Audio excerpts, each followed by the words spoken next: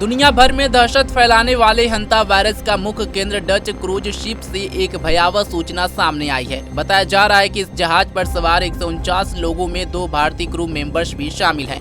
Atlantic महासागर में Cape Verde के करीब इस जहाज पर अब तक 3 यात्रियों की मौत हो चुकी है। इसके बाद से WHO समेत अंतर्राष्ट्रीय एजेंसियां अलर्ट हैं।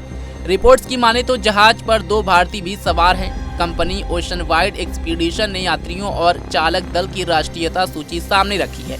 इस सूची में 2 भारतीयों के होने की पुष्टि की गई है। कंपनी ने उनके पहचान पद के साथ वर्तमान स्वास्थ्य हालात के बारे में किसी तरह की जानकारी को शेयर नहीं किया है। जहाज पर 2 ब्रिटेन, अमेरिका, जर्मनी और स्पेन सहित 23 अलग अलग देशों के लोग यहाँ पर मौजूद हैं।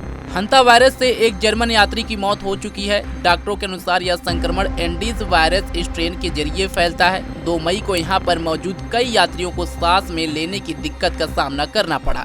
इसके बाद WHO और अन्य एजेंसियों को इसके बारे में जानकारी दी गई। जहाज पर मौजूद यात्रियों ने अपने अनुभव को सबके सामने रखा है।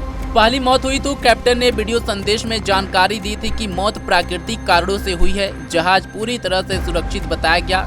3 लोगों की मौत के बाद जहाज पर जिंदगी सामान्य रही। लोग बुफे टेबल पर साथ खाना के दौरान एक दूसरे से बातचीत करते हुए नजर आए। बता दें, हंता वायरस के समान स्ट्रेन मात्र चूहों के जरिए इंसानों में फैल जाता है, मगर एंडीज वायरस का यह दुर्लभ स्ट्रेन इंसानों में तेजी से फैलता है। विशेषज्ञों की माने तो इस वायरस के लक्षण का पता लगने में 6 हफ्ता तक लग जाता है। इससे आने वाले दिनों में खतरा और भी बढ़ सकता है।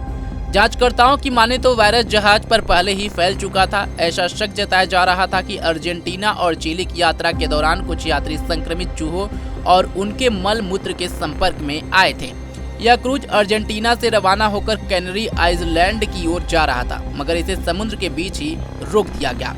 और जिस तरह से हंता वायरस फैल रहा है, उसके बाद अब पूरे दुनिया में अलर्ट घोषित कर दिया गया है। WHO की तरफ से एडवाइजरी जारी की गई है और दुनिया को सतर्क रहने के लिए कहा गया है।